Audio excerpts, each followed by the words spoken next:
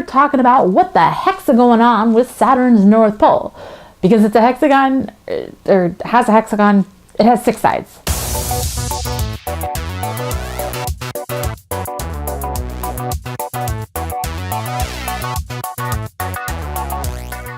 Hey guys, welcome back to the STEMulus. I'm Steph, and let's talk about some weird science. If you look at the planets in our solar system, they all have features that make them unique and interesting.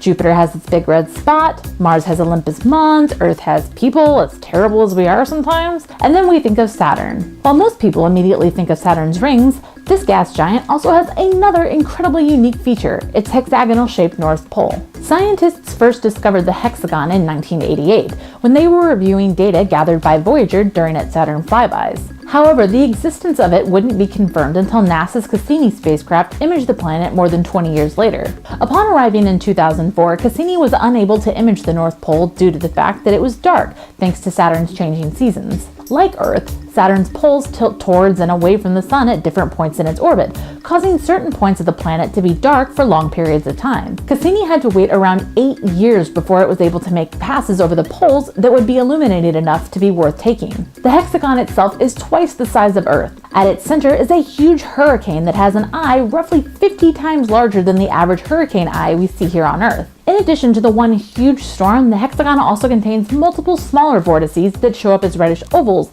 at times spinning in the clockwise direction against the spin of the hexagon and the hurricane, which spin counterclockwise. It's worth noting that even these smaller vortices are twice as large as hurricanes found on Earth. So what exactly could cause such a one-of-a-kind feature? Thanks to data gathered by Voyager and Cassini, scientists have some theories. Study of the hexagon has shown that its points rotate around the center at nearly the exact same rate Saturn spins on its axis. In addition, a jet stream air current flows east at speeds of up to 220 miles per hour and appears to outline the shape of the hexagon. With this information, scientists were able to generate a computer model that had a central spin similar to the speeds observed at the center of the hexagon that also showed small perturbations in the jet stream likely caused by jostling with other air currents, which could lead to the hexagon's 6-sided shape. Over the years, the hexagon has caught the attention of scientists not just for its shape, but also for its color. The color of the hexagon has changed from turquoise to yellow, with the central storm maintaining a beautiful blue color. Scientists aren't totally sure what might be causing the color shift, but they suspect it may be due to Saturn's seasons changing, which affects the amount of ultraviolet light that hits the North Pole. All of these theories about the hexagon may change as we become more familiar with the planet. Cassini orbited Saturn for 13 years before ending its mission last year,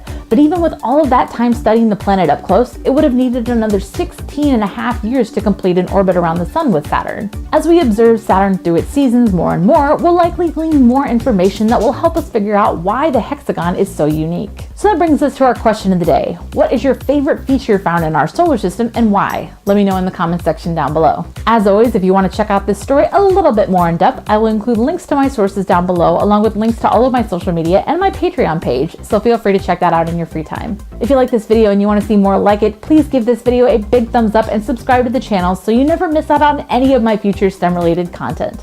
If you've got any weird scientific tidbits that you want more of an explanation on, leave them in the comment section on this video, the Facebook page, or on Twitter using the hashtag WeirdScience, and they just might make it into a video. But with that, I hope you all have a wonderful rest of your week. Stay well, stay awesome, and I will see you next time.